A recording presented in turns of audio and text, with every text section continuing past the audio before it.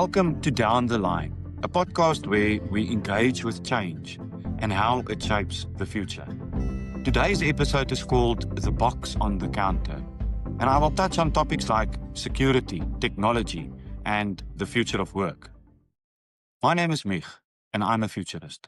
Not the crystal ball kind, the kind who notices the seeds of tomorrow hiding inside today's mess. And then I go and hunt them down.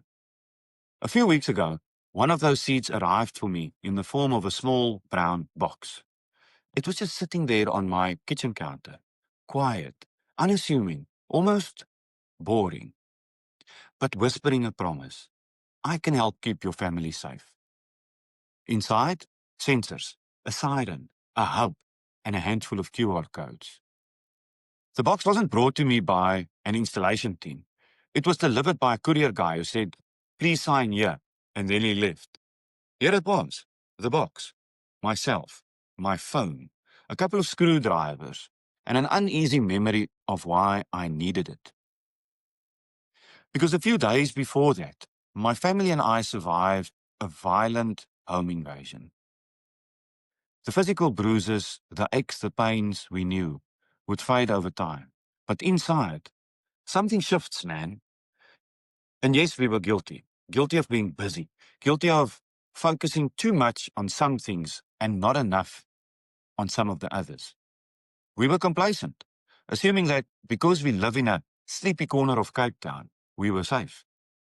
We weren't. When something like this happens, your relationship with the world changes. Your relationship with certainty changes. You start seeing your life with this strange combination of gratitude and urgency to do something. And you start noticing the future in places you never expected. This podcast is about some of those moments. What seems to be happening? What else is going on here? And what could happen next? The goal is foresight you can live with and practicing to see around the bend so that when change comes, we get to shape its direction together. Now, let me take you back to the week after the attack. We did a full lifestyle audit.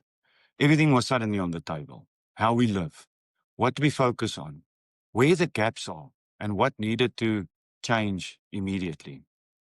It's amazing how trauma compresses time. Something you were planning to get to someday becomes, we need to fix this now. And one simple thing rose to the top. We needed an alarm system.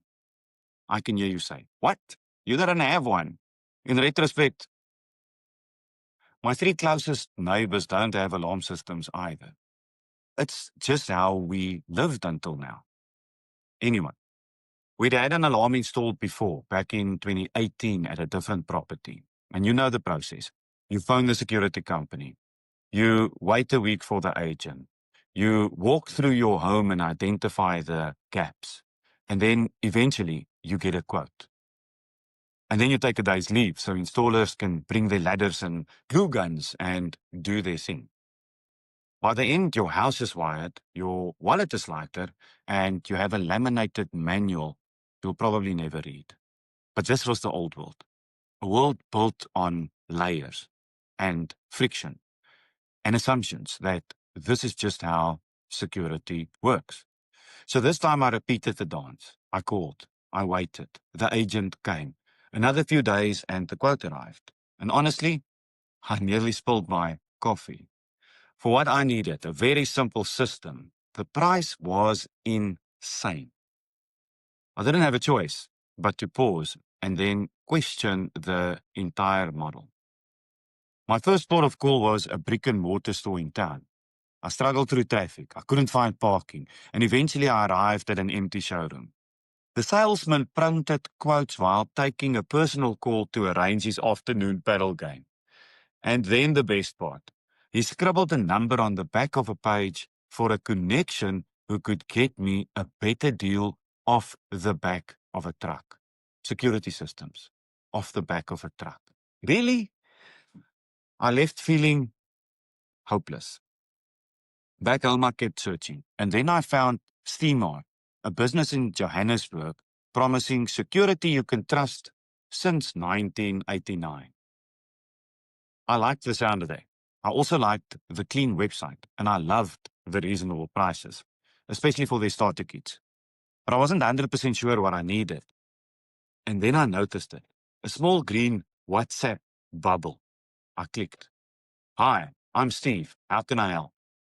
A real human, not a bot, not a script, not a call center. Steve asked a couple of fast, sharp questions. He understood the problem, and within minutes he suggested the perfect kit for less than half the price of the quote I'd received from the original security company. I placed the order, closed my laptop, and went to bed feeling oddly optimistic. The next afternoon already, the courier delivered. The middlemen were gone. The process was faster, cheaper, and weirdly more human. That was the moment it hit me. This wasn't just about getting a better deal. It was about how trust is changing, how work is changing, and how we are changing. Could this be a signal of the future emerging in real time? Back to the box. It contained goodies from a company called Ajax Systems. Now let me pause here. Ajax is not just a security company. It's a real-life legend.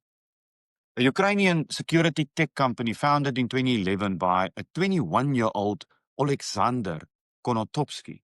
In just over a decade, Ajax has grown into one of Europe's largest security companies with millions of devices in use across more than 120 countries. Get this. At the start of the Ukrainian war, Ajax Systems, together with the government, developed and rolled out, ready for use, an air raid alert app within 1 week. Most recently, Alexander was recognized as the 2025 Entrepreneur of the Year at the 2025 UK Security and Safety Awards. Ajax offers a wider security ecosystem that includes intrusion detectors, door and window sensors, cameras, all the normal goodies, and then some. All devices connect to a central Ajax hub controller that sits in your home through a proprietary wireless protocol. Very little wiring, very little drilling, no specialist installer needed, zero friction. Also keep an eye out for their annual special event where they launch new innovative products in security, this year on the 21st of November. The system's designed for easy installation and user friendliness, unlike some of the older systems. You can, of course, manage the entire system through your smartphone app, which gives you real-time alerts, remote arming, disarming, and very importantly, simple scanning of QR codes to add new devices, meaning your system is easily scalable. All of their devices meet stringent quality grades in Europe, and in 2024, multiple of their products obtained certification for US and Canadian markets. In other words, credibility is proven. My kit was simple: a hub, siren, couple of motion detectors. The plug-and-play approach meant I had everything installed and up and running within an hour. Connecting to armed response and monitoring took less than 5 minutes. To me, Ajax represents not only a new frontier of security, but also of business. Professional-grade capability meets consumer-level simplicity. And this is where the future signals really start lighting up. From this one experience, a number of trends emerge, but I focus on 4 major ones. The first, disintermediation. I love this word. Disintermediation. Simply put, it means the process of cutting out the middleman and going direct to consumer, or D2C. This is the big one. We've been moving towards D2C since the mid-2010s, but the pandemic turbocharged it with better logistics, remote service, WhatsApp commerce, and frictionless delivery. And now Even professional gear is being designed for self-installation. Think about that. We're skipping the middleman not only in product, but in service. Second trend, the rise of the prosumer. Another strong word, the prosumer, the professional consumer. This is where the shift becomes personal. Buy direct, scan a QR code, watch a short video or two, install it yourself. Done. The prosumer is not DIY. It is a consumer with professional grade capability because the technology is designed that way. As the tech changes, and in combination with other factors, could entire service categories shrink as capability moves from specialists to consumers? Third trend, content as capability. This one's massive. Knowledge that used to live in the hands of specialists now lives on YouTube, in WhatsApp chats, and short-form videos. Learning in the flow has become part of the product experience. Knowledge has become distributed. What this means is this. Content used to sell the product. Now it operates the product. It's becoming infrastructure. The fourth trend, trust through certification, community, and clarity. We now trust reviews, ratings, ease of use, fit for purpose, standards, and global certifications. We don't trust the salesperson in the showroom anymore. We trust our phones. We verify, we compare, we cross-check everything. And the moment something the salesperson says doesn't match what we find online, trust breaks like this. But this is not only about shopping behavior. It mirrors a bigger global shift. In a world drowning in misinformation, trust in traditional institutions like salesmen or like governments has fallen sharply. For the first time in decades, people trust business more than they trust government, which raises a deeper question. Where does trust go next? Because yes, business holds more trust today, but people also worry that business is pushing innovation faster than society can adapt and faster than jobs can evolve. So trust carries tension. Historically, institutions balanced that tension. But if institutions can't play that stabilizing role anymore, then maybe as things shift, the next center of trust isn't corporate or political at all. Maybe trust starts shifting back to communities. Now, if you look at these trends together, they connect directly to the future of work. Disintermediation removes roles. Prosumeration removes roles. Automation removes roles. And then we haven't even fully factored AI in yet.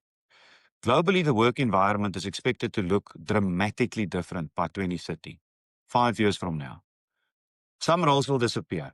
Others will reshape and entirely new ones will emerge, especially in tech, data, automation, design, and AI-driven fields. People often say, just go into the trades, but even the trades aren't insulated.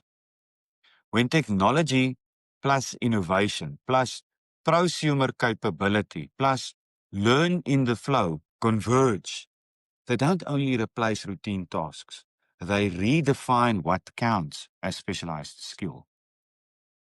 The center of gravity in the labor market could be shifting from who physically does the work to who designs, configures, and maintains the systems that do the work.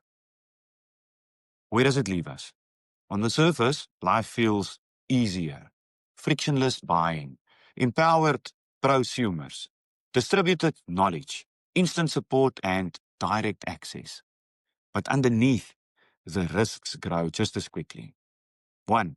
Capability gaps widen. Yes, knowledge is more accessible than ever, but not to everyone, and not everyone has the mindset, time, or digital confidence to use it. The same technologies that empower prosumers could disempower anyone who falls behind, potentially leading to widening inequalities. 2. Are systems becoming more exposed? The more devices talk to each other, the more entry points exist for things to go wrong or to be exploited. Once you're in the system with malintent, you can almost go anywhere. 3. Could trust become diluted? Yes, we now trust reviews, ratings, and online communities. But that also means trust can be faked, gamed, or pulled in different directions. When trust spreads out, so does confusion. 4. Innovation outruns humans' capability to adapt. Business and products evolve monthly. Skills only update yearly. And institutions adapt every 10 years, if that. The result? A widening gap between what society can build and what society can absorb. This is the real tension. A future that empowers those who keep up and exposes those who fall behind, whether that be business, individuals, or institutions. And that little Ajax box on my kitchen counter captured that entire paradox.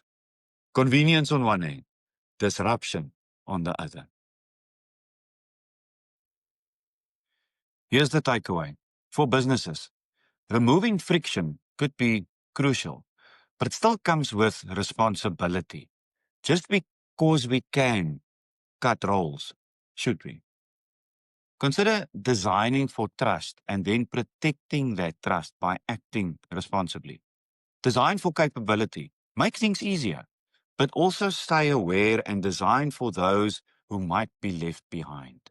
Your business can become frictionless and support the people you employ if you design for it. For individuals, technology will keep changing the rules quickly. But here's the good part. The tools to keep up are now in your hands. With distributed knowledge, on-demand learning, and products designed for self-skill, it's becoming easier than ever to upskill yourself. You don't have to know everything up front. You can learn in the flow, exactly when you need it. And here's the real opportunity. As prosumer capability rises, the step from consumer to competent to professional is getting smaller. The very same innovations that might reduce traditional jobs are also creating new ways for you to build capability, credibility, and income. Yes, people trust business more than government, but that doesn't mean business will guarantee your future. In a world moving this fast, you may need to place more trust in yourself and in the communities around you. The risk? Sitting still, falling behind by choice, not by circumstance. The opportunity? Becoming an active participant in your own future and realizing that the gap between where you are and where you could be has never been more bridgeable than right now. We don't need to predict what comes next. We just need to notice the signals and then shape the direction responsibly together. Thanks for going down the line with me. It's always good to share the stoke. If this sparks something in you, please hit like, subscribe, and help me grow this community. Until next time.